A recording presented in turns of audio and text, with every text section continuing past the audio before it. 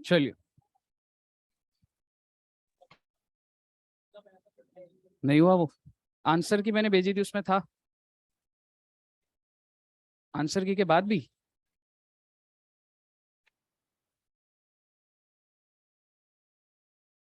अभी आपने पकड़ा नहीं उस क्वेश्चन को। अभी आपने पकड़ा नहीं उस क्वेश्चन को। बस इतना बोलूंगा, जिन बच्चों ने वो टेस्ट दिया है, क्वेश्चन नंबर 3 पेपर का लेवल था। हाँ, बट वैसे बता रहा हूँ, पेपर का लेवल ये आता है। ठीक है ना, था ना उस क्वेश्चन का लेवल। है उस क्वेश्चन का। I am not denying the fact कि वो आसान क्वेश्चन था। हाँ। हाँ, तो बस मतलब इतना जज कर लो कि पेपर कैसा आता है। तुम रेजिडेंशियल पूरा पढ़ के जाओगे, बट ऐसा क्वेश्चन ना मॉड्यूल में था, ना कहीं था, पर पेपर में आया हुआ है। मैं डरा नहीं रहा।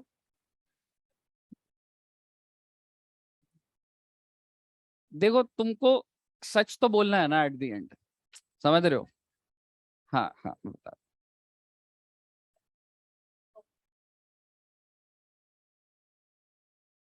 हाँ दिस।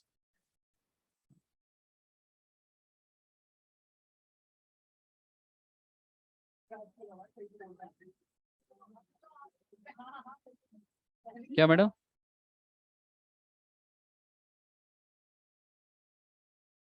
अगर ऐसा आ जाए then it is a simple question. वो सिंपल कैटेगरी में आता है, तो 30-40 नंबर का पेपर आता है, वो सिंपल होता है। चलिए, ऐसा कोई घबराने की बात नहीं है, लेकिन पेपर ना बहुत एप्लीकेशन बेस्ड आता है। अब ये समझो। और आप ये भी चीज समझो, आप अप्लाई करोगे ना, अगर मेरे को भी वो पेपर मिलेगा, ऐसा हो सकता है 3-4 पॉइंट छूट जाएंगे अगर सब चीजें याद भी हैं तो। टैक्स का पेपर ऐसा नहीं होता कि आप एकदम ऐसे अकाउंट्स की तरह मॉड्यूल का क्वेश्चन आ गया हमें पता है पूरा, ऐसा नहीं होता पेपर। पहले आपको क्लियर होना चाहिए, अब माइंड एकदम शार्प होना चाहिए टैक्स के अंदर, तभी अप्लाई कर पाओगे।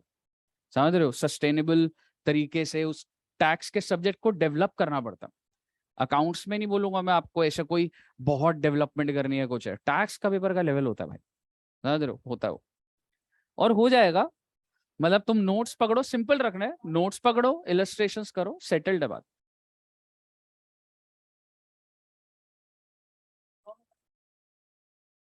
हाँ, तो वो तो यार आपको जजमेंट तो बिठानी पड़ेगी यार।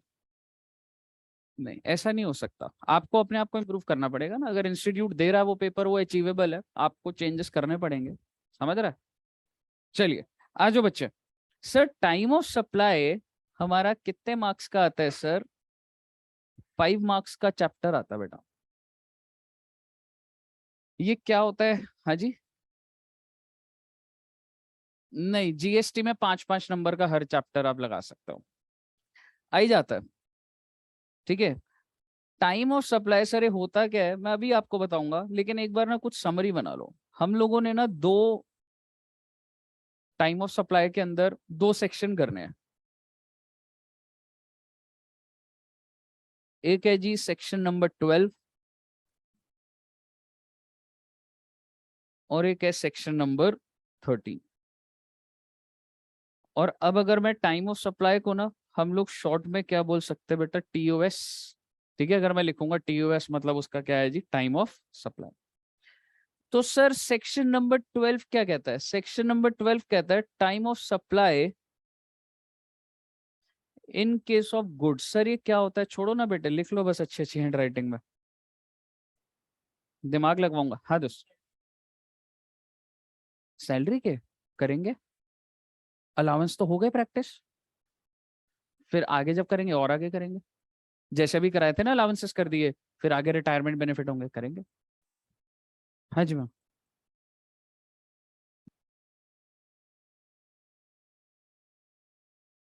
हाँ जी।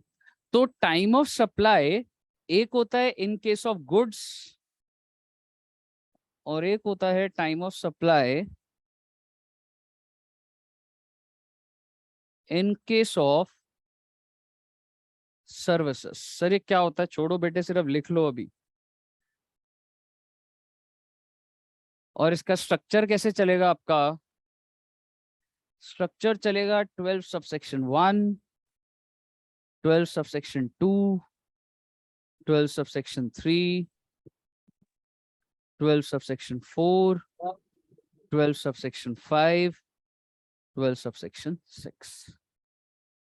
जब ये मैं 6 के 6 सबसेक्शंस आपको करा दूंगा तो time of supply of goods खत्म हो जाएगा। और एज इट इज अगर गुड्स आपको समझ आ गए तो सर्विसेज के अंदर क्या होगा, जल्दी खत्म हो जाता है वो।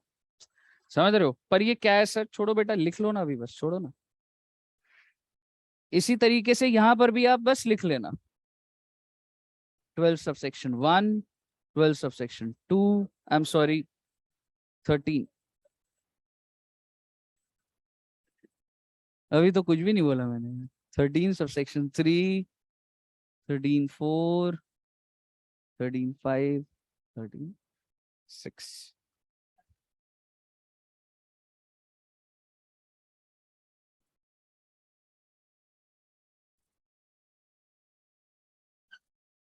तू ग्रेटेस्ट है भाई, तू मेरे से ज्यादा बड़ा इंसान है।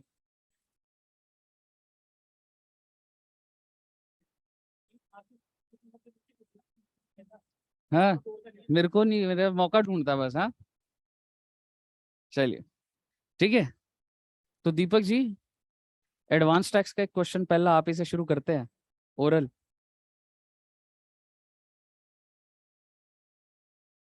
टैक्स क्या कर लो, रेगुलर।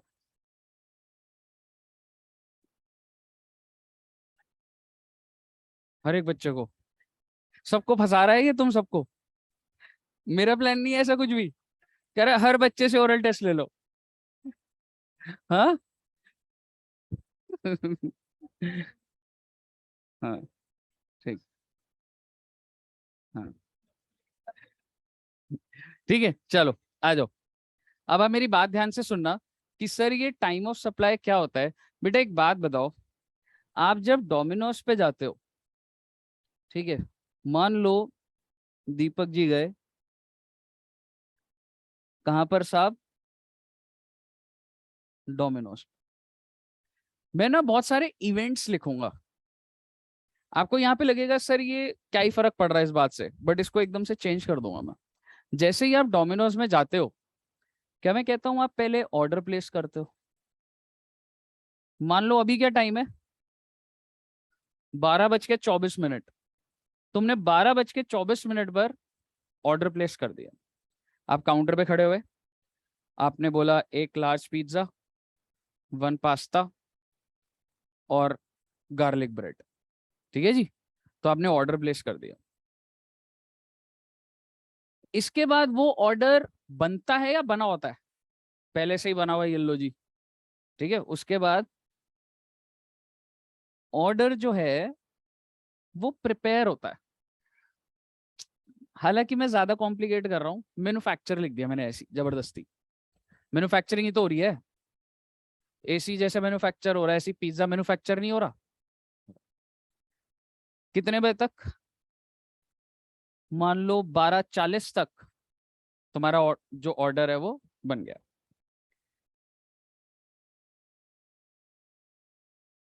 ऑर्डर डिलीवर, अच्छा, आपने ना घर से, ऐसा मान लेते हैं घर से ऑर्डर प्लेस करा था, ठीक है। उसके बाद ऑर्डर, आप ये कह सकते हो रिमूवल बोल देता हूं, रिमूवल फ्रॉम डोमिनोस। वो जो पिज्जा है वो कब निकल गया? 12:40 पे प्रिपेयर हो गया था, 12:45 पे उन्होंने डिलीवरी बॉय को दे दिया कि जा भाई डिलीवर कर दो।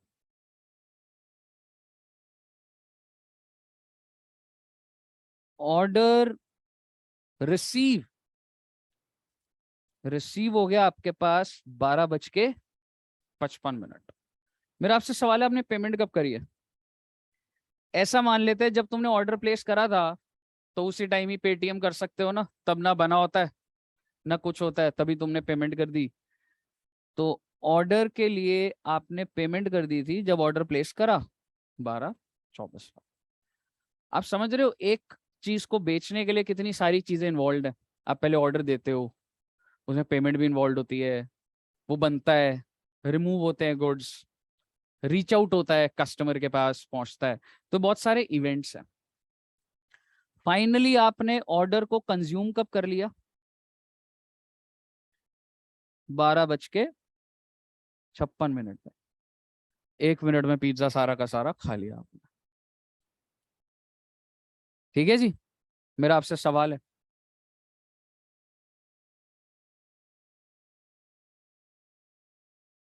जीएसटी जो है वो किस चीज पे लगता है? सप्लाई पे। सप्लाई क्या होती है? सेल। अभी तक तो मैंने सप्लाई का कोई टेक्निकल नहीं सिखाया ना। जीएसटी क्यों लगता है? क्योंकि डोमिनोज क्या है जी? सप्लायर है, और ये क्या कर रहा है? सप्लाई कर रहा है।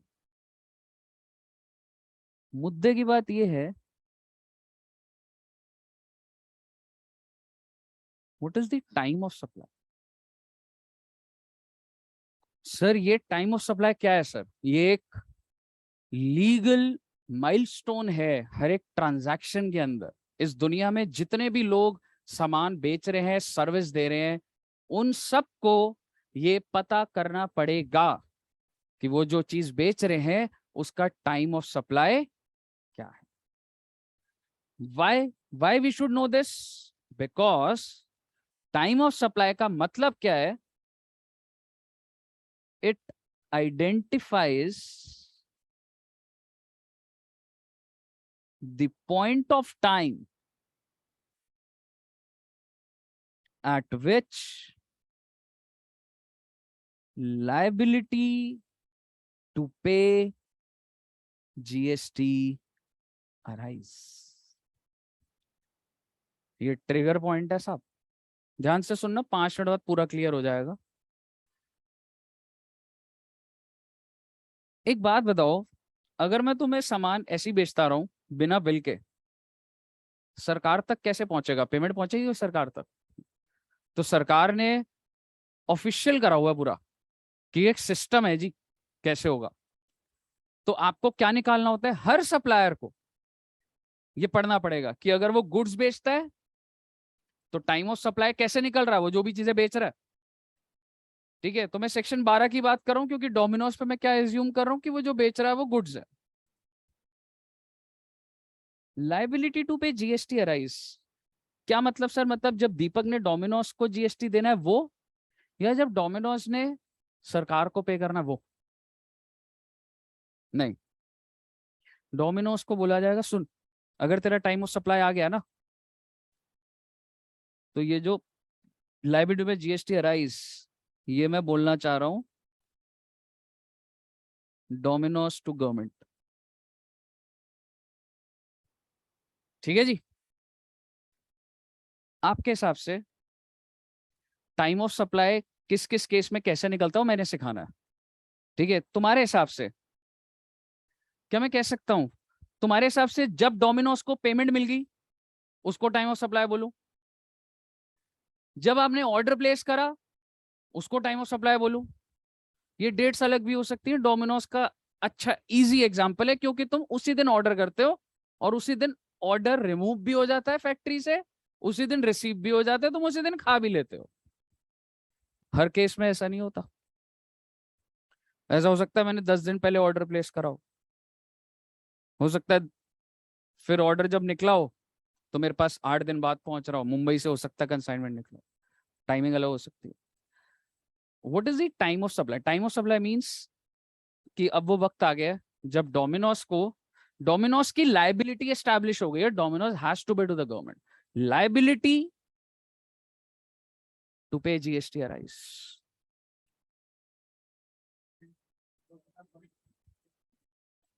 चलो मैं अब आप, सही है, आपने बोला पेमेंट पे होना चाहिए, मैं अंडर हैंड पेमेंट लेता रहूंगा, तेरे को मैं इनवॉइस इशू कर देता हूँ, तेरे को पिज्जा भी खिला दूंगा, उधर पेमेंट नहीं लूंगा सरकार को, पेमेंट नहीं तो जीएसटी नहीं। Liability to pay GST does not arise, because अगर सरकार ने बोल दिया कि टाइम ऑफ सप्लाई पेमेंट है, तो मैं, मतलब आप समझ रहे हो किस तरीके से बोल रहा हूँ, मैनिपुलेशंस कैसे हो सकती हैं, और ऑब्वियसली हर पॉइंट पे जाके मैनिपुलेशंस हो सकती हैं, ऐसा नहीं है। बट मुद्दे की बात ये है, मैं आपके दिमाग में डालना चाहता हूँ, what is time of supply? जब मेरे को पेमेंट मिल गई डोमिनोज को तब, जब उसने ऑर्डर प्लेस करा तब, जब मैंने ऑर्डर बनाया तब बोलूं कि हाँ मैंने बेच दिया, या जब मेरे आउटलेट से डोमिनोज का पिज्जा निकला तब मैंने सप्लाई कर दिया, उसको टाइम ऑफ सप्लाई बोलूं, या जब उसको रिसीव हुआ तब, या जब उसने कंज्यूम करा तब। सर तो बहुत सारे इवेंट हो रहे हैं सर, अभी सुनते जा रहे हैं एक बार। इस सब के बीच में एक और चीज भी डाल सकता हूं मैं, जब तुम रिमूवल करते हो, कह सकता हूं इसके साथ इनवॉइस भी होता है। याद करो डोमिनोज वाला जब आता है तो उसी के वो जो बॉक्स होता है ना, उस पर इनवॉइस चिपका होता है। समझ रहे हो? What point is time of supply, dispatch, ठीक है, ऐसे बहुत सारी चीजें हो सकती हैं। यही तो सीखना है आपने कि टाइम ऑफ सप्लाई कब है। लेकिन मेरे को अभी नहीं बताना तुम्हें टाइम ऑफ सप्लाई क्या है इन दिस केस।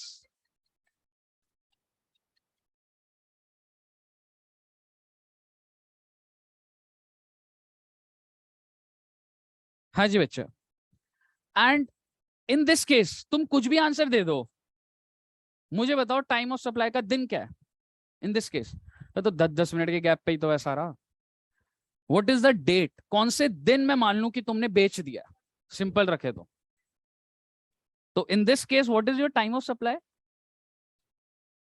आज क्या है, 1 अक्टूबर 2020। आप ये मानते हो आपको नहीं पता इसमें से मैं किसको इंपॉर्टेंस दे रहा हूं, what is the correct answer, but कोई भी आंसर हो कह सकता हूं डेट तो फिक्स है जी, और डेट तो यही है ना। अब मुद्दे की बात यह है, why are we establishing time of supply, what is the need. Because अगर आज टाइम ऑफ सप्लाई डिसाइड हो गया है, तो इस पिज्जा के अगेंस्ट जो पेमेंट है, जो डोमिनोज ने सरकार को पे करनी है, it is irrelevant whether Deepak pays it to Domino's और नॉट। सरकार को कोई मतलब नहीं है, सरकार के लिए तूने बेच दिया ना, टाइम ऑफ सप्लाई आ गया थ्रू सम प्रोसेस, अभी सीख लोगे आपको। टाइम ऑफ सप्लाई आ गया, पेमेंट कब करनी है सरकार को, when will I go to the government.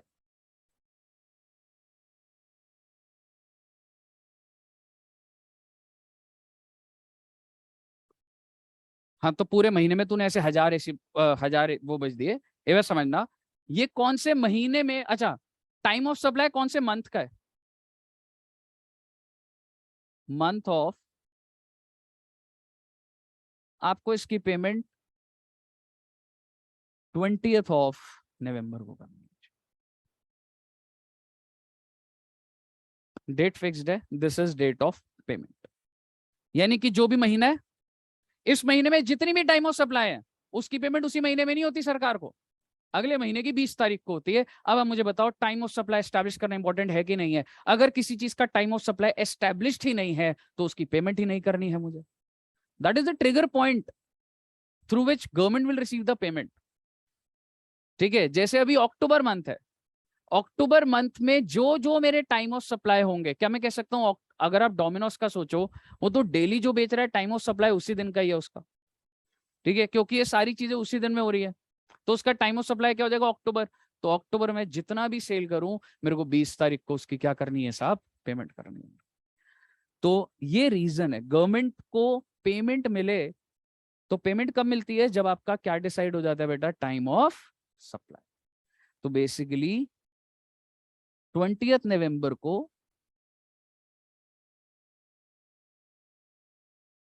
क्या मैडम, सारे के लिए है मैम, कोई बाइफर्केशन नहीं होगी। वो तो किसी भी इंडस्ट्री, अच्छा हाँ, हाँ नहीं पकड़ा जाएगा।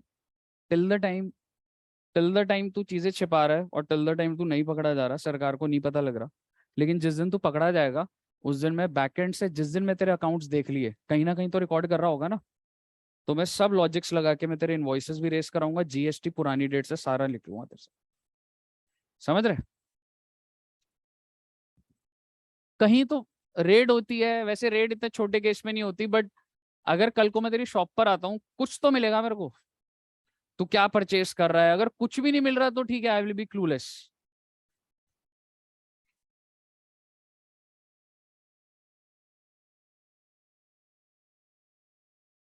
कोई नहीं पता लगेगा।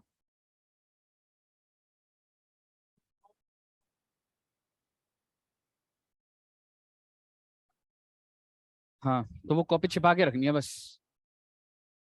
हम्म। वो कॉपी अगर मिल गई तो मैं तेरा एनालिसिस कर लूंगा। पर ऐसे मत करियो, तेरी दुकान पर आया तो तूने कॉपी खुद ही पकड़ा दी। हाँ। हाँ। हाँ जी। सबके लिए सिंपल सिंपल। हाँ, जो भी टाइम ऑफ सप्लाई अगर आई है तो उस केस में यही है। ठीक है। अब मैं आपको एक छोटा सा एग्जांपल देता हूँ। हाँ जी, हाँ जी। नहीं नहीं, सुन रहा हूँ, सुन रहा हूँ। आज हमने मास्क नहीं लगा, मुझे पता लग रहा है आज बोल रही हो आप।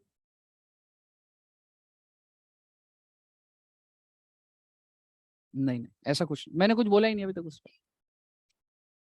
टाइम नहीं होता। हाँ, ये तो बस मैं तुम्हारी जिंदगी आसान करने के लिए बस इवेंट्स लिखे हैं। टाइम से कुछ नहीं होता, दिन माना जाता है, वो किस महीने में है, उससे अगले महीने आपको पेमेंट करनी पड़ेगी, 20 तारीख को।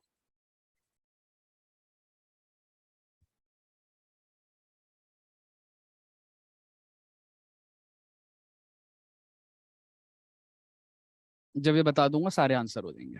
अभी बोलूंगा तो और क्वेश्चन आते जाएंगे। आप मुझे बताइए, सरकार के लिए इंपॉर्टेंट है कि नहीं है? बिकॉज अगर टाइम ऑफ सप्लाई एस्टैब्लिश होगा किसी भी ट्रांजैक्शन का, तो उसके अगले महीने ही तो पेमेंट मिलेगी। समझ रहे हो? तो सोचो क्रिटिकलिटी क्या है। सरकार क्या चाहेगी, टाइम ऑफ सप्लाई जल्दी से जल्दी है या बाद से बाद में है, अर्लीस्ट। और जो दुकानदार है वो क्या चाहेगा, है ना? समझ रहे हो, ट्रिगर पॉइंट मेरा कुछ बना ही ना। तो आइए अब समझते हैं। क्या दोस्त? हाँ, ये बना लो, ये अच्छा एग्जाम्पल बन गया। तो अब फिर अब मैं बोलना स्टार्ट करूंगा फिर। हम्म।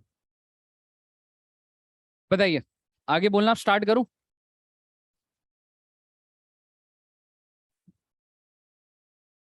यहां तक सबको क्लियर है? जस्ट आपकी क्यूरोसिटी हटाने के लिए मैं बोल रहा हूँ। गुड्स के केस में टाइम ऑफ सप्लाई होता है इनवॉइस। इनवॉइस बन गया तो टाइम ऑफ सप्लाई। समझ रहे हो? और सर बढ़िया है सर, इनवॉइस इशू नहीं करेंगे, बेटे जेल हो जाएगी। समझ रहे हो? हाँ दोस्त। हाँ, वो पेमेंट की डेट है, ये पेमेंट चैप्टर अलग से जब करेंगे तो मैं डेट्स बताऊंगा। पेमेंट हमेशा नेक्स्ट मंथ की 20th को ही होती है। क्लियर है जी? चलिए अब मैं आपके साथ स्टार्ट कर रहा हूं। Section 12 subsection 1। जिस चीज के नहीं मिल रहे, that is a penalty, that is illegal act. हाँ, उनको जाके बोलियो एक बार, बिल दे दो नहीं तो कंप्लेंट कर दूंगा। समझ रहे?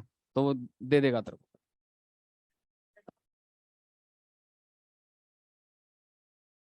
जैसे मैं तुम्हें यहाँ की बात करूँ अब। चलो छोड़ो, यहाँ की छोड़ो।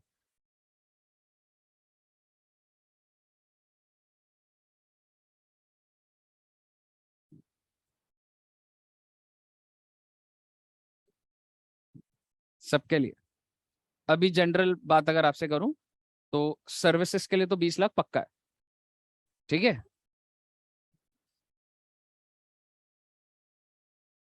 40 लाख है उसका। बहुत सारे और प्रोविजंस है जो मैं अब फर्दर बोलूंगा। आप जनरली 20 लाख लेके चलो ना, बस 20 ही है इन मैक्सिमम केसेस। 20 लाख पार करते ही आपको जीएसटी में रजिस्ट्रेशन करानी है। और अगर आप रजिस्टर्ड हो गए तो आपको इनवॉइस इशू करना है, इनवॉइस पे जीएसटी लगाना है आपने। वो कॉम्पोजिशन स्कीम है कुछ और, कि मतलब इजी हो जाएंगी कुछ चीजें। हाँ, वो अलग चीज है। ठीक है, आइए। 12 सबसेक्शन 1। 12 सबसेक्शन 1 में आपको बता भी चुका हूं, और इसको मैं यहीं लिख रहा हूं वैसे। यहां लिख पाओगे आप भी? चलो नीचे लिख लेते हैं।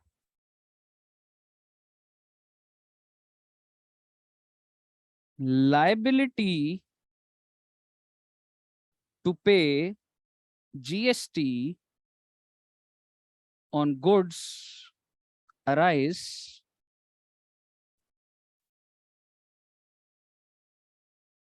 On the date of time of supply. 12 subsection 1 कुछ नहीं समझाता जी। कहता है भाई साहब जीएसटी तुमने मुझे देना होगा, जैसे ही टाइम ऑफ सप्लाई आ गया तो जीएसटी तुमको, liability to pay GST arise. ये जो मैंने लाइन लिखी थी, ये 12 सबसेक्शन 1 ही तो है। अब वही आगे हम पढ़ेंगे कि what is time of supply. समझ रहे हो? Next is 12 subsection 2,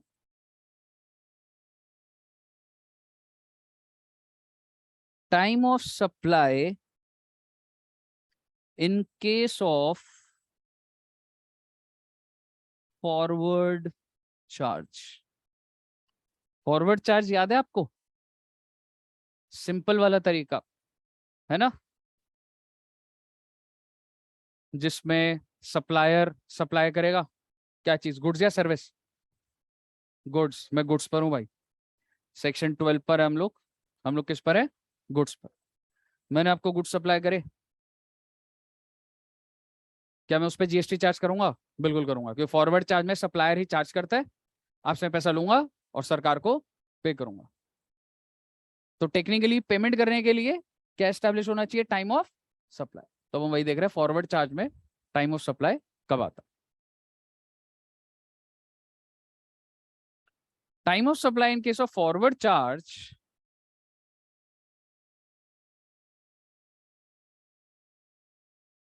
earlier of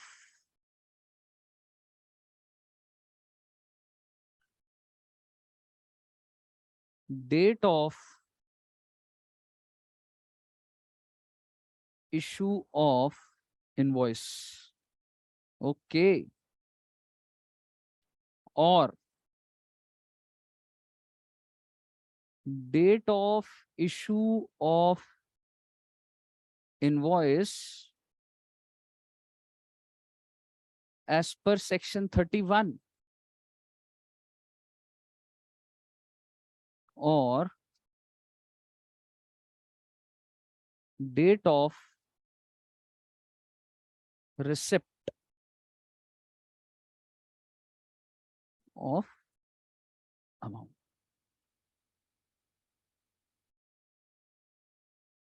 ठीक है साहब? तो time of supply forward charge के केस में कैसे निकलेगा बेटा? जब आप इनवॉइस इशू कर रहे हो, जब आप इनवॉइस इशू कर रहे हो एज पर सेक्शन 31, ये लॉ की कुछ बात है, छोड़ दो इसको भी, बी पॉइंट छोड़ दो अभी, डेट ऑफ इनवॉइस और डेट ऑफ रिसिप्ट। मेरा आपसे सवाल है, आपने इनवॉइस कब इशू करा?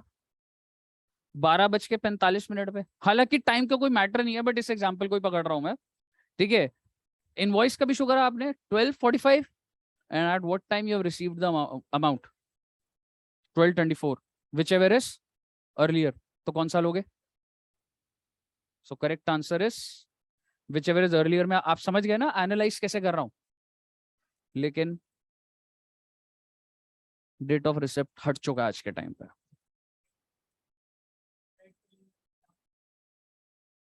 अगर मिल जाए पहले तो उसके लिए तो यूज आ जाएगा ना, लेकिन अभी आप समझिए ये वाली लिमिट रेलेवेंट नहीं, सरकार ने ये लिमिट को हटा दी है। Notification number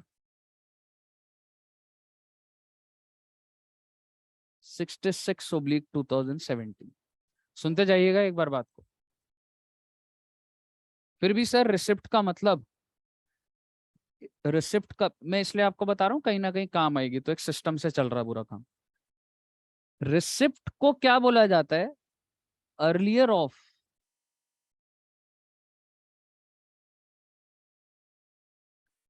date on which receipt is recorded in books of accounts of, क्या लिखूं बेटा, सप्लायर या रेसिपिएंट? सप्लायर। रिसीव तो सप्लायर ही करेगा ना। और date on which receipt is credited in bank statement whichever is earlier. आप छोड़ो अभी रेलेवेंट है कि नहीं है, लेकिन मेरा आपसे एक सवाल है, आपको पेपर में कहीं ना कहीं ये यूज आ जाएगा, आपको दिया हुआ है कि भाई तुमने अपनी बुक्स में कब रिकॉर्ड करा, मान लो 10 मार्च 2022, मैंने बुक्स में कब रिकॉर्ड करा है 10 मार्च को, लेकिन बेटा मेरे बैंक में आ गया था 6 मार्च को, तो मैं रिसिप्ट क्या करूं finally, which ever is earlier. और अगर मैंने बुक्स में रिकॉर्ड कर लिया था रिसिप्ट को 10 Feb, तो क्या लूंगा बेटा 10 Feb, which ever is earlier. समझ आ रहे, सिस्टम है, बट एक जरूरी नहीं है कि अभी कंक्लूड कराऊं हर बात को।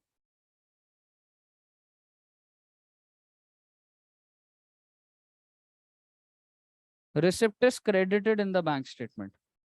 क्रेडिटेड का मतलब होता है बीआरएस करा हुआ है ना, आपके स्टेटमेंट में कब दिख रहा है बैंक के हिसाब से, और आप कब रिकॉर्ड कर रहे हो उसके हिसाब से।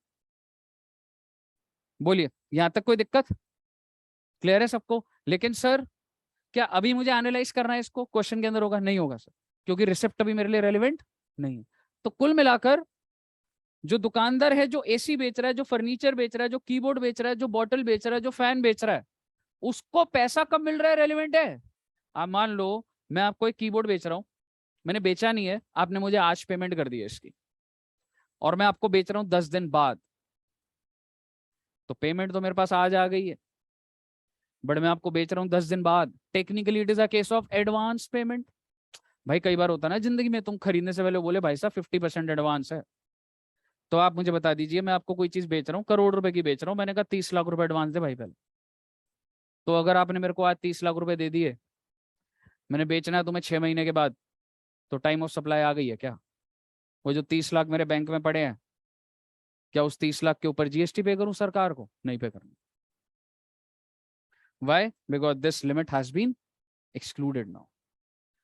और ये इसलिए करा है क्योंकि इंडिया के अंदर जीएसटी से पहले वैट होता था, गुड्स के ऊपर वैट होता था, वैट में भी कभी भी ऐसे नहीं होता था कि मैंने अभी बेचा नहीं है, मेरे पास एडवांस पेमेंट आ गई तो मैं सरकार को टैक्स पे करता था, पहले भी नहीं होता था। So I have to make it at par. No, आप बताइए दुकानदार के लिए बेटर हुआ नहीं हुआ।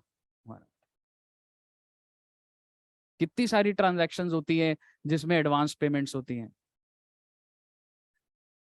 क्या एडवांस पेमेंट रिसीव करते ही liability to pay GST arise in case of goods, no, because of notification number 66/2000। समझ रहे हो बात को, ये दुकानदार के फेवर में है या अगेंस्ट है, फेवर में ऑब्वियसली, क्योंकि सरकार कह रही है भाई तू पहले बेच ले फिर दे दियो टैक्स, तेरे पास पेमेंट आ रही है एडवांस 10 करोड़ आ रहा है 20 करोड़ आ रहा है, मत दे भाई टैक्स। बताइए क्लियर है, मुद्दे की बात है। तो फिर दुकानदार को अल्टीमेटली समझ आया, अच्छा ठीक है, तो टाइम ऑफ सप्लाई तब आएगा जब मैं क्या करूंगा, और इनवॉइस किसके हाथ में, दुकानदार के हाथ, सप्लायर के हाथ। तो जब चाहे वो इनवॉइस इशू करे, जब अपनी मर्जी से 10 दिन बाद दिखा दे। मैंने दे दिया तुमको एसी आज, आप मेरी दुकान पर है, मेरी एसी की दुकान है, रख लो एसी गाड़ी में रख लो। आपने बोला इनवॉइस, मैंने कहा इनवॉइस अगले महीने दे दूंगा। क्या मैं 1 महीना पेमेंट डिले नहीं कर रहा, पैसे आपसे ले लिए, हो सकता है नहीं हो सकता। तो सरकार को ये बात पता है बेटा कि अगर उसने दुकानदार के हाथ में इनवॉइस छोड़ा ना, तो कितनी दुकानों के पास चली जाएगी सरकार कि कौन टाइमली इशू कर रहा है कौन नहीं कर रहा। तो सरकार ने इसलिए अपना एक पॉइंट डाला, हम बताएंगे सेक्शन 31 में कि this is the last date, इस डेट को इशू करना ही करना है आपको। समझ रहे हो। तो अब मैं एक्सट्रैक्ट आपके साथ डिस्कस कर रहा हूं, invoice date as per section 30।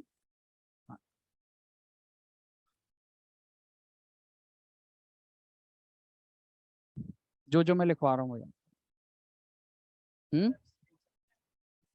MCQ में भी आ सकता है, टाइम ऑफ सप्लाई में भी अगर लिखा हुआ आएगा, तुम प्रोविजन पहले एक्सप्लेन करोगे तो आपको ये लिखना पड़ेगा। टाइम ऑफ सप्लाई की कहानी आ रही है तो आपको ये लिखना है, समझ रहे हो। ठीक है साहब, आइए। तो आपके जो गुड्स होते हैं ना बेटा,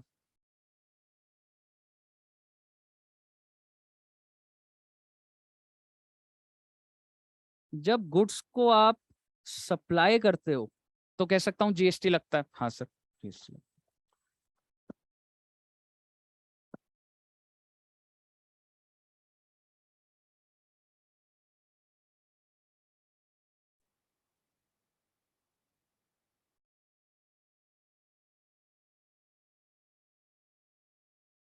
सप्लाई इन्वॉल्व्स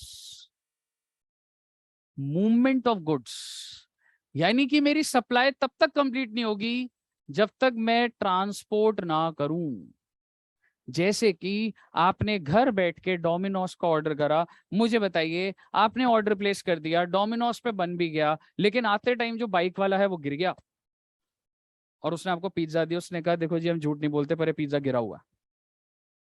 आप मुझे बताइए, आप खरीद लोगे? तो सप्लाई तब तक कंप्लीट नहीं होगी जब तक आपके घर तक नहीं आ रहा।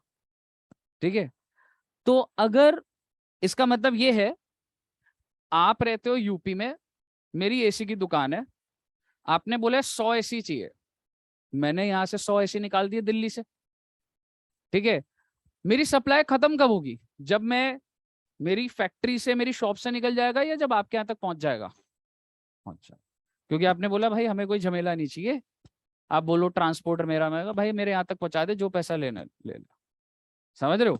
सो your supply gets completed, supply involves movement of goods.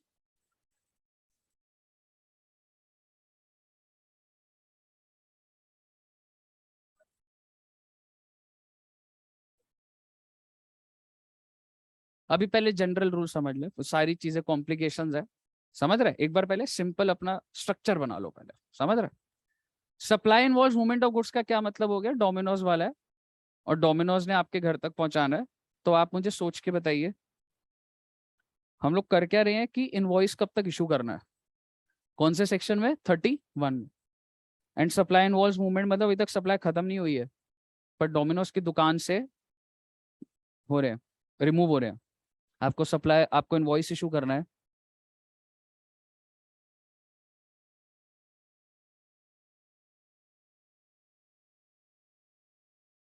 At the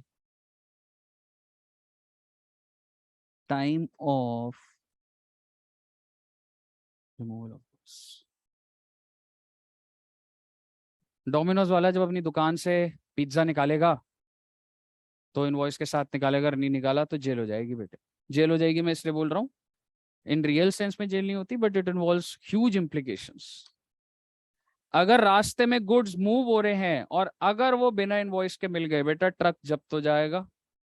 और इनवॉइस को लेके सरकार बहुत अग्रेसिव है, बहुत बहुत ज्यादा।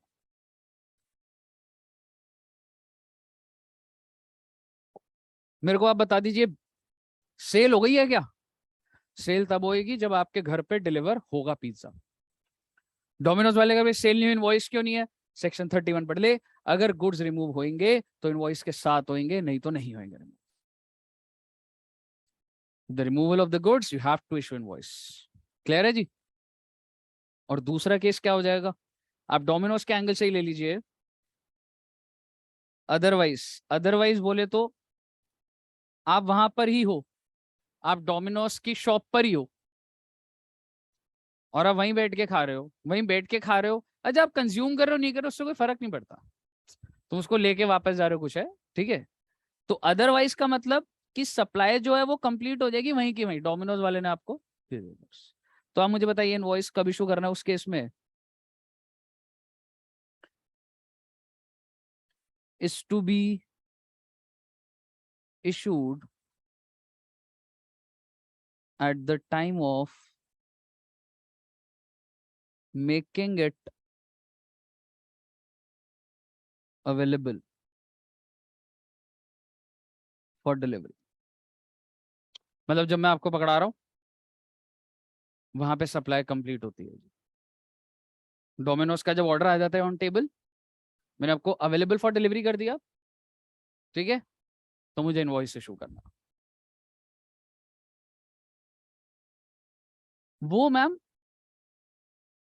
एक उनका इंटरनल बिजनेस का सिस्टम है, समझ रहे हो? जब आप पे कर रहे हो वो उसी टाइम कर देता है, क्योंकि वो ऐसे नहीं कर सकता ना। आप सोचो, बिजनेस को अपने अकॉर्डिंगली भी तो चलाना है ना। और क्या मैं कह सकता हूं कि मैं जल्दी ही तो इनवॉइस इशू कर रहा हूं ना, अगर आप बोल रहे हो अभी तो उससे सरकार को कोई प्रॉब्लम नहीं है, लेट इशू नहीं होना चाहिए, समझ रहे हो? ऑफिशियली सेक्शन 31 कहता है जब आपको मैं पिज्जा पकड़ा रहा हूं, आप मेरे स्टोर पे आ रखे हो, इनवॉइस तब इशू करना है, समझ रहे हो? बट आप जब पेमेंट करो मैं तब दे रहा हूं, तो मैं पहले ही तो कर रहा हूँ, पहले करने में ऐसा कुछ नहीं। बताइए, क्लियर है? हाँ जी। रिवाइज हो सकते हैं। कैंसिल के लिए मैंने आपको बोला था debit note credit note issue हो सकते हैं। जैसे मैं आपको बताता हूँ, मैंने शॉपर स्टॉप से कुछ परचेस करा, ठीक है? मान लो मैंने कोई टी शर्ट खरीदी, ठीक है? मान लो 3,000 की टी शर्ट खरीदी, फिर मेरे को साइज ठीक नहीं आया, मैंने 2,500 की खरीदी, ठीक है? तो वो क्या करते हैं उसके बाद, 500 रुपए का उन्होंने मुझे क्या दिया होगा, आप मुझे बताओ? Debit note. उन्होंने मुझे क्रेडिट नोट दे रखा है, हाँ क्रेडिट नोट दिया हुआ है मुझे, समझ रहे हो? तो क्रेडिट नोट मेरे को दे रखा है, जब भी मैं परचेस करूंगा उस क्रेडिट नोट के थ्रू वो कर सकता हूँ। तो इनवॉइस रिवाइज करने की जगह वो डॉक्यूमेंट्स भी चल रहे होते हैं, क्लियर है? रिवाइज भी हो जाते हैं। हाँ हाँ। अ, देखो मतलब अगर मैं जीएसटी के एंगल से बोलूं, आप वो कर सकते हो, बट एक प्रोटोकॉल है, एक सिस्टम है, आप करोगे तो वो कर सकते हो, उसमें कोई दिक्कत नहीं है। But generally credit note is very easy, तो उस तरीके से ही होता है। क्योंकि ना लाइफ में ना कंफ्यूजन हो जाती है, एक इनवॉइस कर दिया, फिर उसको काट के दोबारा आप लाखों इनवॉइस इशू करो, और credit note issue, credit note से मेरे दिमाग में जाएगा ना, this is in respect of some alteration in relation to invoice. तो एक सिस्टम होता है, समझ रहे हो? देख वो तो फिर हाई लेवल, वो तो और नहीं, फिर तू क्रेडिट नोट को एडजस्ट करके भी तो दिखाएगा ना। वो एक डॉक्यूमेंट लीगल सरकार ने बना दिया, इसलिए हो रहा है वो। मतलब ये समझ कि अब तू ये बोले कि आप अपनी सेल ज्यादा दिखा दोगे।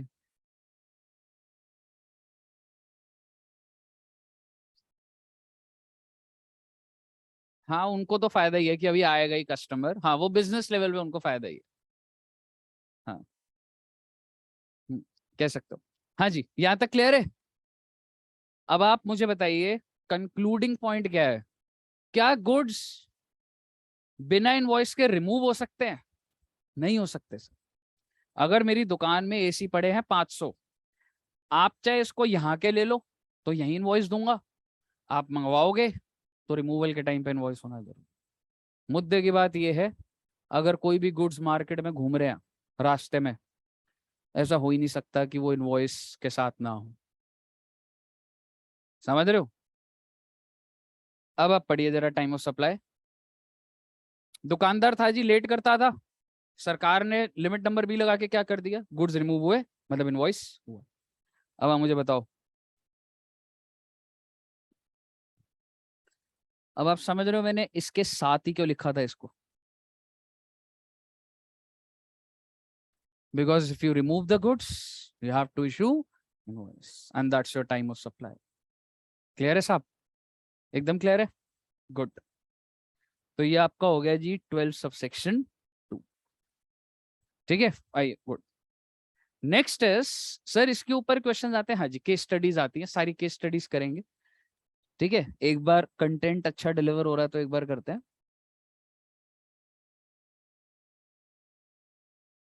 टाइम ऑफ सप्लाई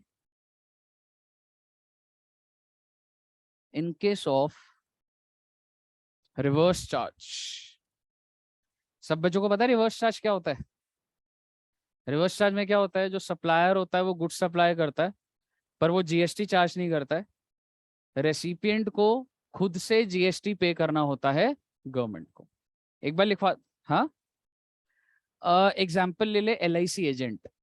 मान ले आप LICO में एजेंट हूँ, मैं आपको एक सर्विस प्रोवाइड कर रहा हूँ, मैं तेरी पॉलिसीज बेच रहा हूँ, so I am providing your service.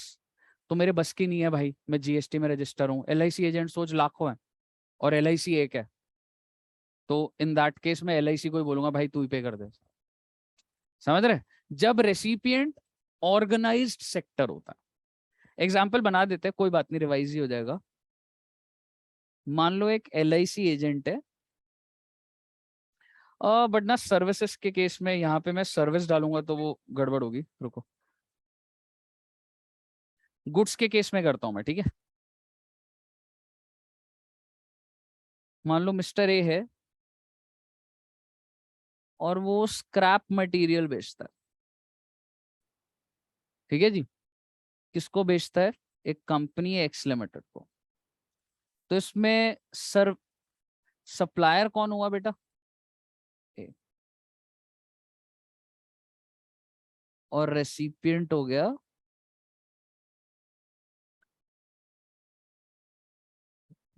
ठीक है। अब आप मुझे बताइए, आपको क्या लग रहा है, इन दोनों में से कौन ऑर्गेनाइज लग रहा है? सप्लायर मिस्टर ए या एक्स लिमिटेड? एक्स लिमिटेड, ठीक है। तो बेसिकली सरकार ने इसके ऊपर क्या प्रोविजन बना रखा है कि अगर भाई ये जो गुड्स है जो सप्लाई कर रहा है, तो इस केस में RCM लग जाएगा, रिवर्स चार्ज मैकेनिज्म। यानी कि मिस्टर ए ने मान लो इसको स्क्रैप बेचा है, इसको स्क्रैप बेचा है 1 लाख रुपए का, ठीक है। क्या वो GST चार्ज करेगा? नहीं करेगा। लेकिन क्या एक्स लिमिटेड को, सेंट्रल गवर्नमेंट और स्टेट गवर्नमेंट को मान लो 10-10 हजार रुपए का GST है, क्या ये पे करना पड़ेगा? बिल्कुल पे करना।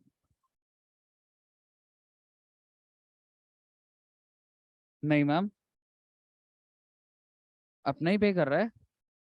आप एक बात बताओ, आप अगर कोई चीज खरीदते हो तो आप या तो दुकानदार को ही GST पे कर देते हो। मैं बस अब आपको कह रहा हूँ दुकानदार को मत पे करो, आप खुद आ जाओ गवर्नमेंट के पास पे करने। समझ रहे हो?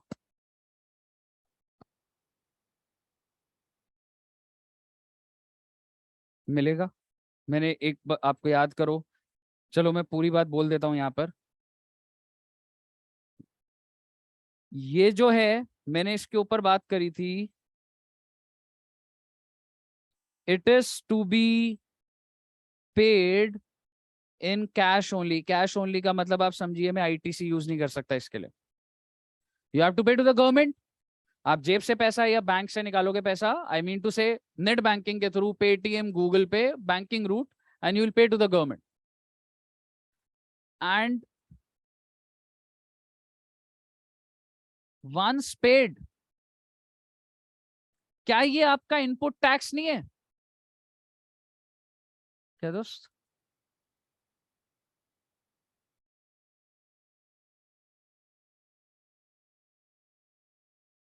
हाँ जी। वंस पेड, आप मुझे बताइए, ITC of above will be allowed। क्यों जी, सही बोल रहा हूं ना? क्लियर है? अल्टीमेटली तो तुम्हारे परचेज पे ही है ये टैक्सेस। एक्स लिमिटेड ने कुछ सर्विस, कुछ गुड्स खरीदे हैं, रादर देन मैं वो गुड्स की वैल्यू और GST ए को देता, मैंने गुड्स की वैल्यू तो ए को दे दी, लेकिन टैक्स तो खुद से पे करा है ना मैंने। पर है तो वो मेरे इनपुट पे ही टैक्स, तो ITC तो मिलना चाहिए उसका। तो मिल रहा है ITC, बस पेमेंट करने के बाद ही मिलेगा आपको। बोलिए, क्लियर है? गुड। तो सर अब ये, मैडम, मैडम वो सर्विस है, अभी थोड़ी देर बाद डाउट करना उसका। हाँ, क्या? मैडम ऐसे बहुत सारे कॉम्बिनेशन बन जाएंगे, रजिस्ट्रेशन के ऊपर ये बात आएगी। अभी आप ये कॉम्बिनेशन मत लगाओ कि रजिस्ट्रेशन के एंगल से कैसे हो रहा है। अभी आप ये समझो, RCM में प्रोसेस होता है। आपको जस्ट इतनी बात बोल देता हूँ, अगर आपके ऊपर एक भी RCM की लाइबिलिटी आ गई, आपके लिए कंपलसरी रजिस्ट्रेशन है, इसका छोड़ो आप मिस्टर ए का।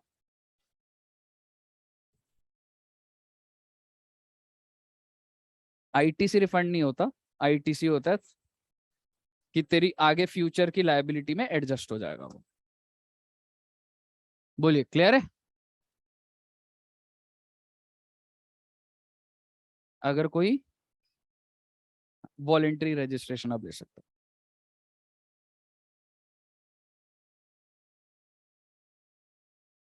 सरकार ने, अगर ये लास्ट कंज्यूमर होता तो सरकार को पता है कंज्यूमर के बस की नहीं है आरसीएम देना। तुम्हारे ऊपर अगर मैं आरसीएम लगाऊं, तुम्हें 10 दिन पहले आरसीएम का मतलब ही नहीं पता था। अब सोच दुनिया में कितने सारे लोग हैं, अगर वो कोई चीज खरीदने लग गया आरसीएम पे, कहाँ पता लगेगा। तो ये बेसिकली B2B बिजनेस में नहीं है, ये जो भी चेन के अंदर। बताइए, क्लियर है बच्चे?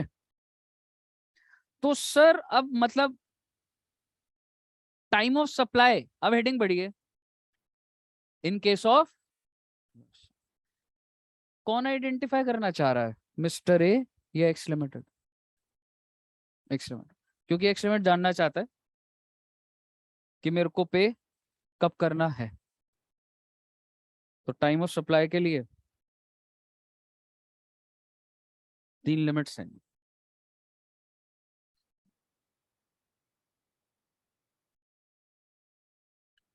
Date of receipt of goods. बेटा आपने कोई चीज परचेज करी है, आपकी दुकान के अंदर, आपकी फैक्ट्री के अंदर वो गुड्स आए होंगे, तो क्या वो रिकॉर्ड होते हैं कि हमने रिसीव करे हैं फैक्ट्री गेट पे? नहीं होते। क्या लग रहा है आपको? होते हैं। तो फैक्ट्री रजिस्टर होता है, अगर आपकी फैक्ट्री है, आपकी दुकान है, इस दिन इतने टेम्पो आए हैं, इतना ये गुड्स आए हैं, तो आपके पास रिकॉर्ड होता है। मैं ऑर्गेनाइज वाले बात करूंगा, आप छिपा लो तो अलग बात है, लेकिन you should have date of receipt of goods.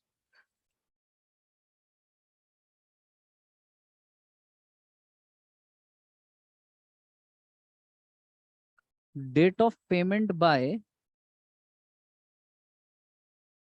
Recipient.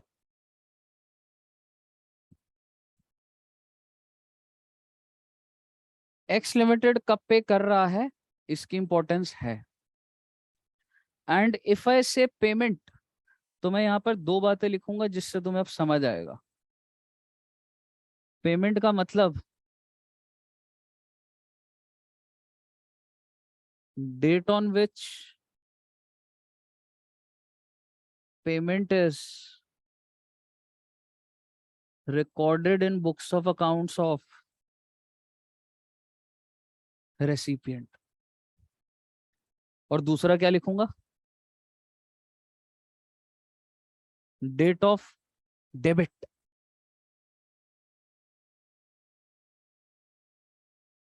In the bank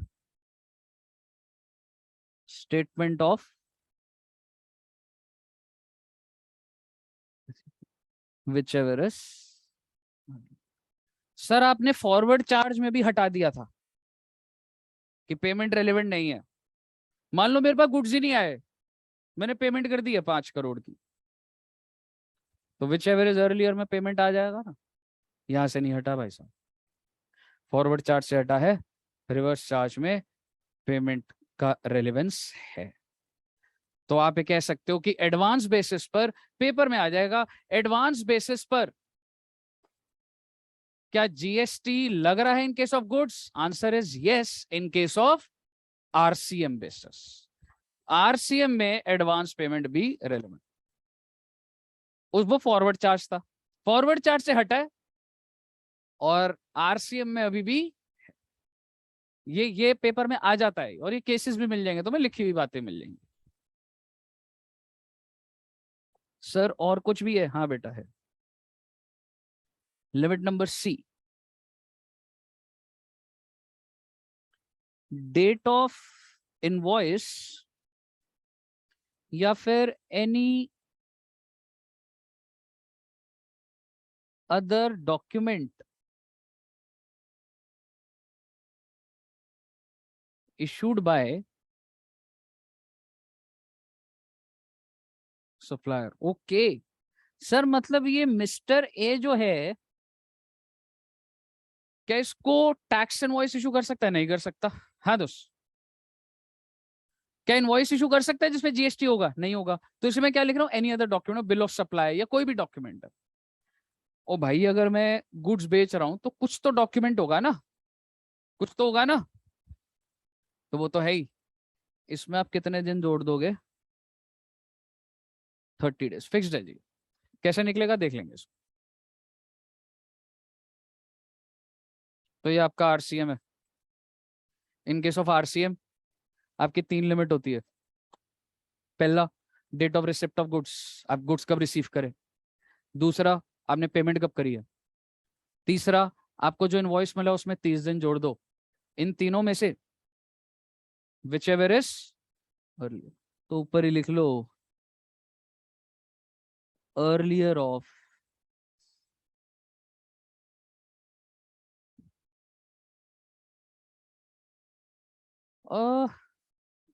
ऐसा कुछ नहीं है, मतलब इनवॉइस आप ये लेके चलो ना, मतलब जैसे इनवॉइस आ गया तो सरकार थोड़ा सा रिलैक्सेशन दे रही है बस। मतलब वो बिजनेस के अंदर भी होता है, कहाँ पे क्या देने की जरूरत है, उसके अंदर अपने को नहीं जाने का। बताइए, क्लियर है। हाँ जी। हाँ दोस्त, ये बी का सब पॉइंट है कि पेमेंट का मतलब क्या है। क्योंकि ना पेपर में ऐसा हो सकता है कि ये 2 डेट्स पे भी खेल जाए। एक है कि बुक्स में इस दिन रिकॉर्ड हुआ है और एक है कि इस दिन डेबिट हुआ है, तो तुम सोचोगे मैं कौन सा पकड़ूंगा। मैम आपको इनवॉइस पकड़ना है और उसमें 30 दिन जोड़ना है मैडम, और कुछ नहीं करना आपने। समझ रहे हो।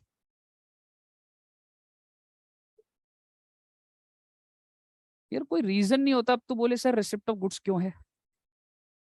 बिजनेस के अंदर तू ये समझ कि सरकार, आपको क्या लग रहा है, सरकार बहुत सारी इंडस्ट्रीज को एनालाइज करती है, एक टाइम फ्रेम उनको देना होता है, उसके हिसाब से लॉस बनता है।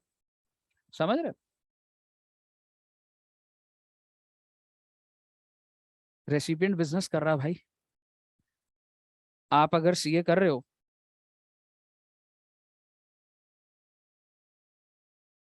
जैसे तू सीए कर रहा है, तेरे को जीएसटी पता लग रहा है ना अपने आप, ऐसे ही जब तू बिजनेस करेगा। हाँ, डिफाइंड, डिफाइंड एक चैप्टर करेंगे जिसमें जो जो केसेस पर आरसीएम है, समझ रहे, उसमें लिखा एक एक वर्ड हीरे मोती समान है। तुम पता है कहाँ कंफ्यूज हो गए, सर ये इनवॉइस किसने इशू करा है, सर ये पेमेंट सप्लायर ने रिसीव करी उस पर करो, तो मैं पूरा लिख रहा हूँ। वो बड़ा गहरी बातें हैं, समझ रहे हो, एक भी वर्ड मिस मत कर। आरसीएम, एडवोकेट्स के केस में आरसीएम होता है। Sir RCM, in case of RCM. हाँ जी, हाँ जी मैडम। ये 30 डेज वाली बात क्या है? सिर्फ आपको क्वेश्चन में इनवॉइस डेट दी होगी, आप उसमें 30 दिन जोड़ दोगे।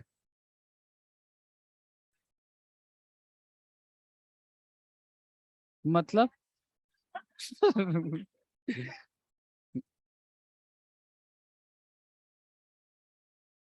ये टाइम ऑफ सप्लाई है। चलो मैं बना देता हूँ। हाँ डेट आ जाएगी ना। नहीं मैडम, इधर देखो रे, मुझे बताना टाइम ऑफ सप्लाई क्या। इसने जो रिसीव करे हैं, इसने 10 जून को गुड्स रिसीव करे, इसने जो पेमेंट करी है वो 10/5 को करी है। ये जो इनवॉइस डेट है ये 5/5 है। ठीक है जी। अब आप मुझे बताइए 3 लिमिट, रिसिप्ट ऑफ गुड्स की बताइए। रिसीव कब करा इसने, पेमेंट कब करी है रे, इनवॉइस डेट क्या है, 5/5। अब इसमें आपको 30 डेज जोड़ दें। अब कैसे जुड़ेंगे सुन लो, इंस्टीट्यूट 2 तरीके से कर रहा है, दोनों तरीके डाल रहा है। मैं आपको एक सिस्टम बताऊंगा, हो सकता है कुछ कुछ केस में वो सिस्टम लगे, कुछ केसेस में ना लगे। 5/5 तारीख है, तो आप 5 तारीख को छोड़ दो। अब आप मुझे बताओ मई के कितने दिन रह गए।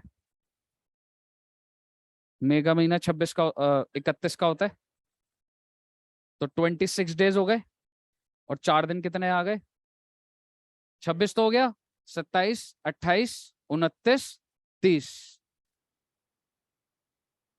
आई am sorry, 4th of, June. ये डेट्स आ गई आपकी। What is your time of supply, आपको पेमेंट कब करनी होगी सरकार को। टाइम ऑफ सप्लाई मई का महीना है, तो जून में पेमेंट करोगे ना 20 जून को। आपको क्लियर है क्या रेलिवेंस है इसका।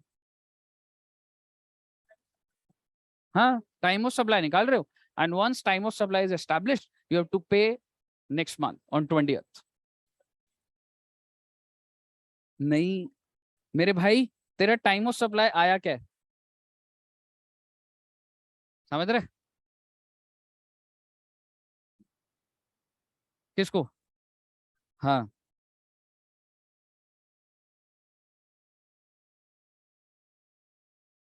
मैडम बहुत आसान है। इसी में घबरा गई हो यार। हाँ, अर्लियर होता है जल्दी।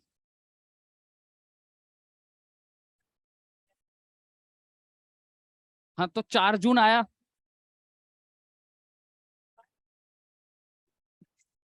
सुन मेरे भाई सुन, पहली डेट क्या आई है भाई?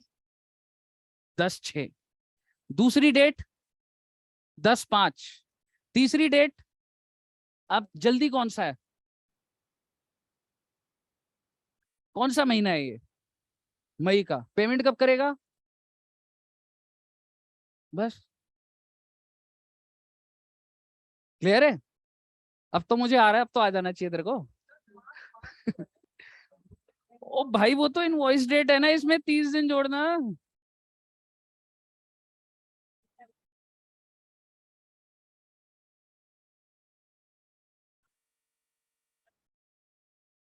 हाँ।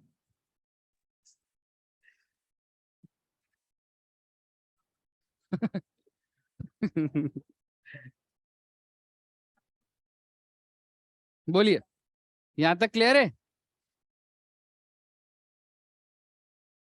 तो ये हो गया जी आपका रिवर्स चार्ज। बस बेटे, खत्म होने वाला है। क्या चीज? ब्रेक 2 बजे। ये खत्म जैसे ही हो जाएगा, जैसी प्रैक्टिस कर लेंगे।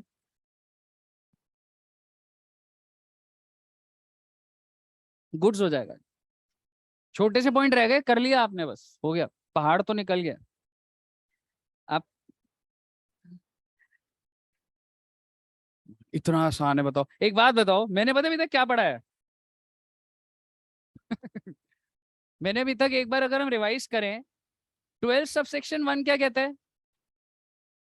गुड्स की लायबिलिटी कब आती है? टाइम ऑफ सप्लाई के बेसिस पे। 12 सबसेक्शन 2 फॉरवर्ड चार्ज पे था।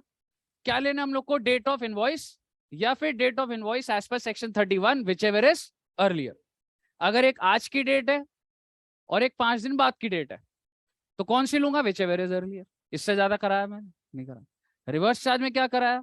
जब गुड्स रिसीव होंगे, या जब आप पेमेंट करोगे, या जो आपको इनवॉइस मिलेगा उसमें 30 दिन जोड़ दो, जो भी है, विच एवर इज। 5 मिनट का नहीं कराया अभी तक।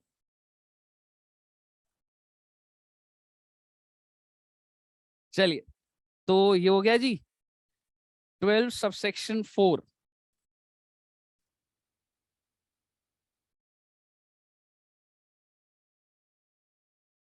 एक तरीका बताया कि 2 तरीके हैं?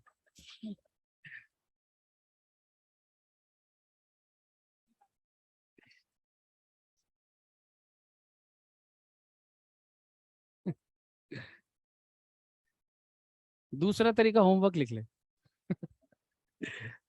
उसमें कोई वो नहीं है, बस वो एक दिन ऐड करके लिख देते हैं, वो जब बुक खोलोगे ना तब होती है। समझ रहे? हर चीज नोट्स में नहीं आ जाती। नहीं नहीं, बस वो अभी तुम कंफ्यूज होगे, रुकोगे तो मैं तब बताऊंगा। वो रास्ता ही है मैडम। ठीक है, आइए। तो नेक्स्ट है जी 12 सबसेक्शन 4।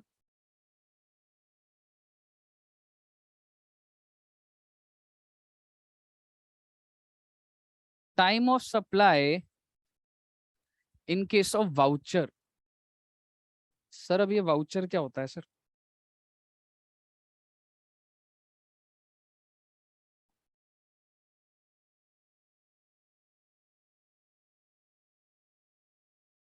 इसमें भी एक प्रॉब्लम है बेटे।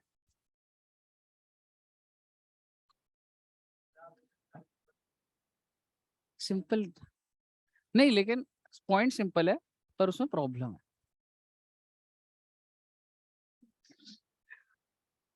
चलिए। नहीं नहीं, मैं नहीं, मेरे को तो मजा आ रहा है। सर ये वाउचर क्या होता है, पहले मैं लिखवा देता हूँ, फिर मैं आपको बताऊंगा कहाँ पे गलत है, पर हम उसका कुछ कर नहीं सकते।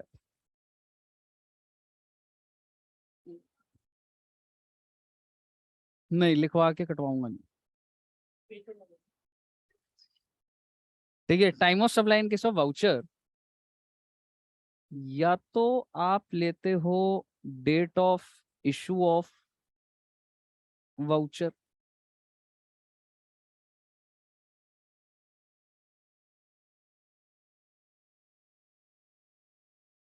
या फिर आप लेते हो date of redemption of voucher.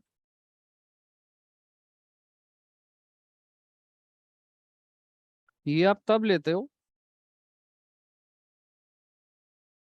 if supply is identifiable at the time of issue of voucher, और ये आप लेते हो if supply is not identifiable at the time of issue of voucher। ठीक है साहब। अच्छा एक बात बताओ, वाउचर क्या होता है, वाउचर सिस्टम पता है कुछ? गिफ्ट वाउचर, ठीक है। तो सपोज करो बच्चे, आप सब बच्चों ने आपस में डिसाइड करा, पहले ही समझ गए सारे बच्चे हैं। आप सब बच्चों ने डिसाइड करा कि सौरभ सर को गिफ्ट देते हैं। ठीक है, तो आप सबने डिसाइड करा, और कोई बच्चा कह रहा 50,000 का गिफ्ट देते हैं।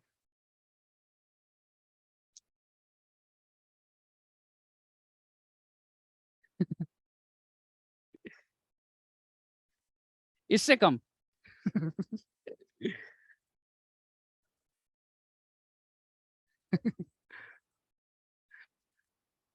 उसके डॉट 200 आए थे ना। हाँ, पास तो है ही अब, वो तो है ही। कभी गाड़ी की चाबी लेके भाग जाता है। कल मेरे को बाइक की चाबी नहीं मिल रही थी, सीधा कॉल कर रहा था तेरे को। अब तो मैं ढूंढता भी नहीं, मैं कहता दीपक को कॉल करो, जहां भी हो रोको उसे।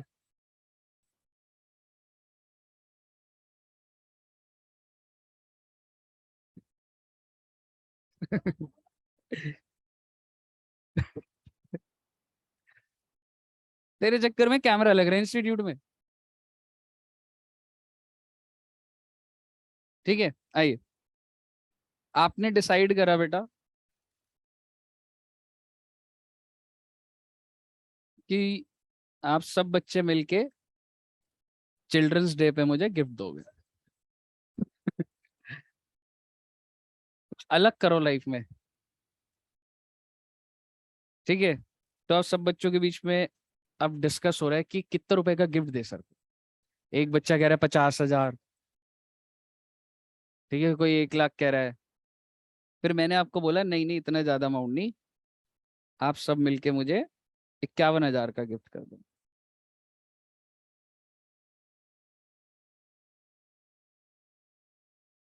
वो कोई नहीं, मैं झेल लूंगा, कोई बात नहीं, तुम उसकी टेंशन मत लो। ठीक है, अब क्या हुआ, आप सारे बच्चों ने अब सोचा कि क्या खरीदे, बट आप लोग डिसाइड नहीं कर पाए। ठीक है, तो आप कहाँ गए, शॉपर स्टॉप गए। शॉपर स्टॉप में सारे बच्चे गए। पहले आपने सोचा कि सर के लिए पहले मतलब कपड़े बड़े खरीद लेंगे, बट डिसाइड नहीं हुआ। तो आपने क्या करा, आपने शॉपर स्टॉप को 51,000 रुपए दिए, और शॉपर स्टॉप ने आपको क्या दे दिया, गिफ्ट वाउचर। और ये गिफ्ट वाउचर आपने किसको दे दिया,